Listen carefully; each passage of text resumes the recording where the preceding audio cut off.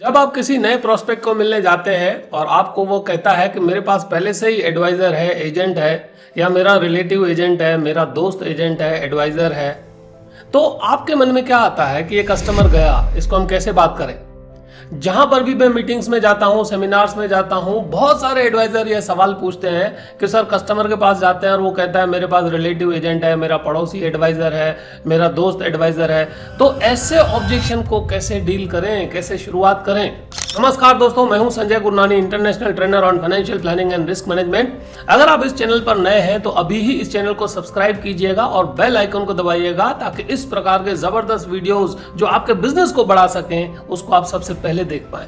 हाँ दोस्तों, मैं आपसे जानना चाहता हूं कि आप कौन से सिटी से यह वीडियो देख रहे हैं और उसी के साथ आप किस प्रकार का काम करते हैं, life insurance, general insurance, mutual fund या और कोई इन्वेस्टमेंट एडवाइजर है। ये 2 कमेंट अवश्य कीजिए। तो यह जो ऑब्जेक्शन है कि मेरे पास पहले से एजेंट है, इसको हम डील करेंगे। 100% मैं आपको रिजल्ट देने वाला हूं।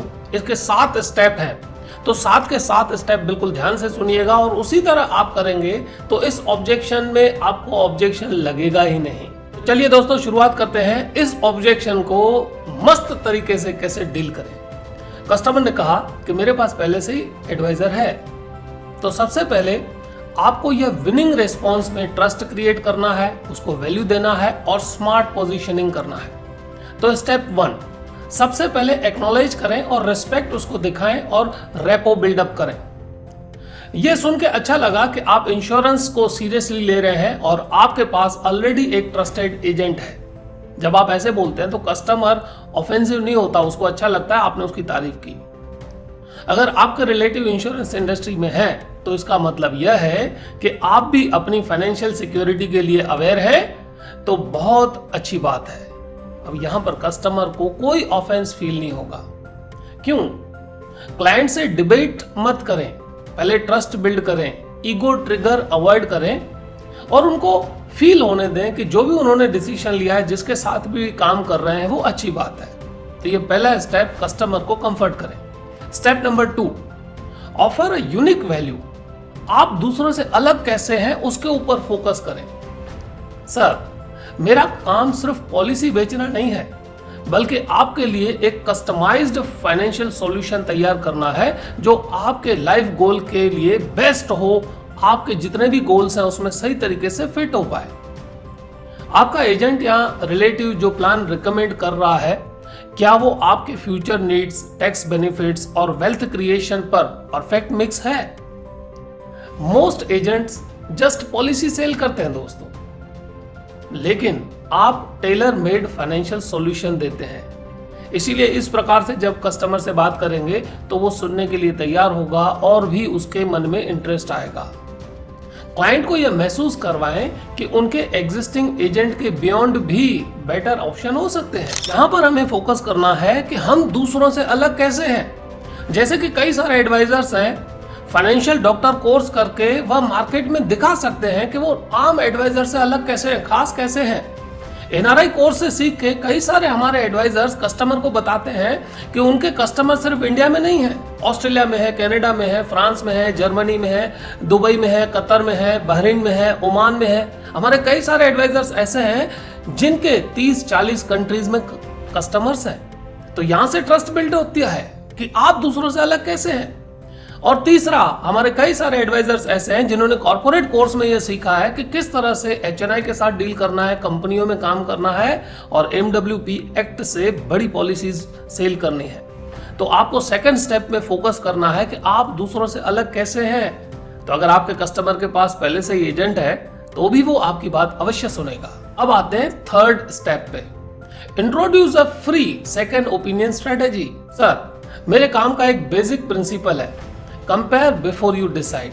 हमेशा कंपेयर करना चाहिए ना, हम 2 चीजें देखते हैं। अगर डॉक्टर भी कोई सलाह देता है तो आप दूसरे डॉक्टर का ओपिनियन अवश्य लेते हैं। अगर कोई बड़ी सर्जरी करवानी है, बड़ा ट्रीटमेंट करवाना है, तो समझदार लोग 3 से 4 डॉक्टर का ओपिनियन लेते हैं। सर, अगर आपको फ्री में एक अनबायस्ड सेकंड ओपिनियन मिले जो आपके लिए बेटर फाइनेंशियल डिसीजन लेने में मदद करे, तो क्या आप कंसिडर करेंगे? सर, अगर आपके एग्जिस्टिंग प्लान में कोई गैप या और बेटर अपॉर्चुनिटी हो तो क्या आप उसको एक्सप्लोर करने में पसंद करेंगे, उसको देखना पसंद करेंगे। दोस्तों, यहां पर आपने फोर्स नहीं किया, आपने उनको समझाया कि इंपॉर्टेंट क्या है, सेकंड ओपिनियन क्यों लेना चाहिए, अगर उसको अच्छा लगता है तो ले। यहां पर आपने फोर्स भी नहीं किया और सब कुछ free as a no obligation आपने उनको ऑप्शन दिया। उसके बाद दोस्तों आता है स्टेप 4, स्मार्ट क्वेश्चनिंग। सवाल ही सबसे मजबूत होता है। सवाल ऐसा पूछें कि कस्टमर आपके बारे में सोचे, जो भी उसने काम किया है उसके बारे में उसको कुछ ना कुछ क्वेश्चन होना चाहिए, उसके मन में ऐसा आना चाहिए कि वो आपको भी दिखाए, आपसे भी बात करे। तो कैसे पूछेंगे?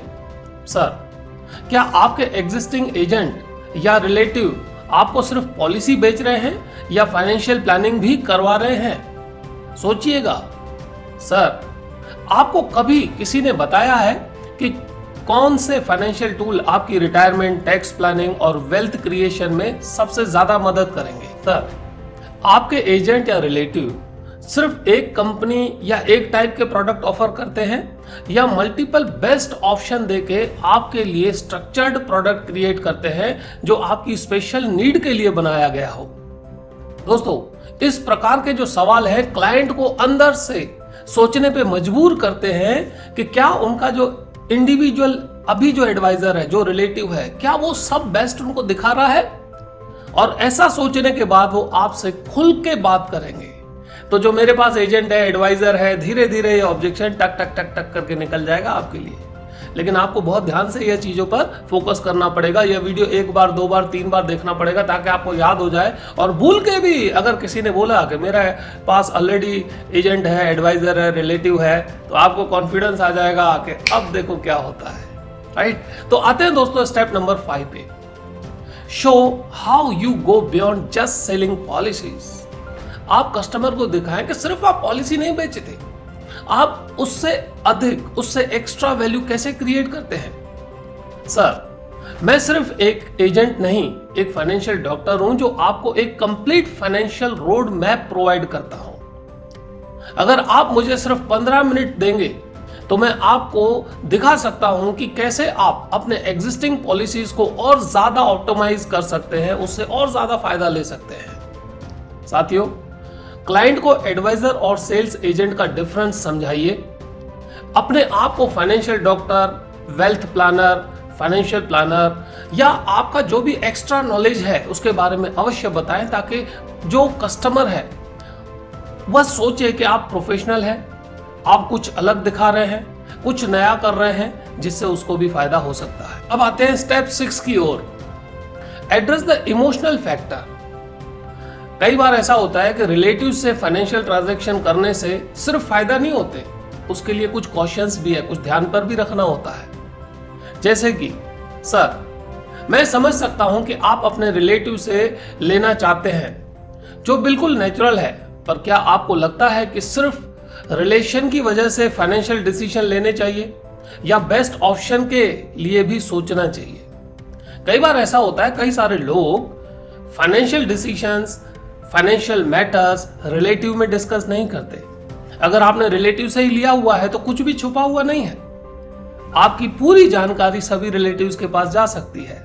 तो फायदे और नुकसान दोनों होते हैं चीजों के, आप सोच सकते हैं। सर, नेक्स्ट, सर, आपको एक ऐसा ऑप्शन मिले जो आपके फ्यूचर को और सिक्योर करे, बेटर रिटर्न्स दे और आपके गोल्स अचीव करने में मदद करे, तो क्या सर आप रिश्तेदारों की वजह से उनको इग्नोर करेंगे या उनका फायदा लेंगे, उनके एक्सपर्टिज्म का फायदा लेंगे? दोस्तों, यहां पर सॉफ्टली आप कस्टमर को सोचने में मजबूर करते हैं, सॉफ्ट तरीके से, कि क्या बेस्ट फाइनेंशियल डिसीजन रिश्तेदारी के बेसिस पर होने चाहिए या लॉजिकल कंपैरिजन के बेसिस पर होना चाहिए। इमोशनली प्रेशर को रिड्यूस करें। राइट? अब आते हैं दोस्तों 7th स्टेप पे, the final close. Smart way में यह काम करना है। सर, आप एक रिस्पॉन्सिबल डिसीजन मेकर हैं। एक प्रोफेशनल एडवाइजर और एक रिलेटिव के बीच बस एक डिफरेंस होता है, मैं आपको सिर्फ एक बार पॉलिसी बेचने नहीं बल्कि आपके फाइनेंशियल सक्सेस में लाइफ टाइम गाइड करने आया हूं। सर, अगर आपके पास ऑलरेडी एक पॉलिसी है तब भी एक अनबायस्ड सेकंड ओपिनियन लेना एक स्मार्ट फाइनेंशियल डिसीजन है।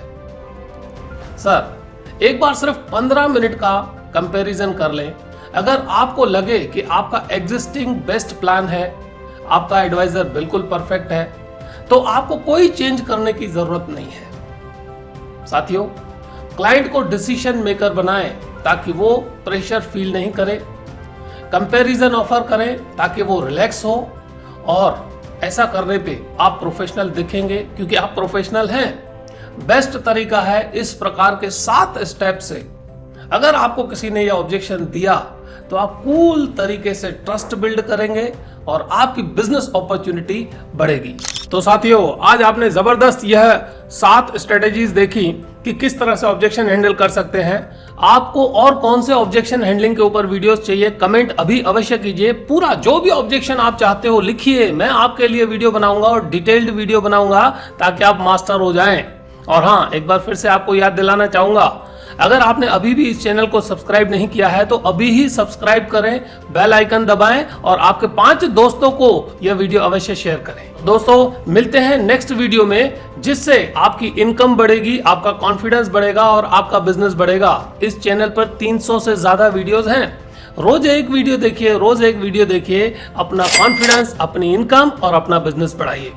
आपने अपना कीमती समय दिया, उसके लिए आपका तहे दिल से धन्यवाद। मिलते हैं नेक्स्ट वीडियो में।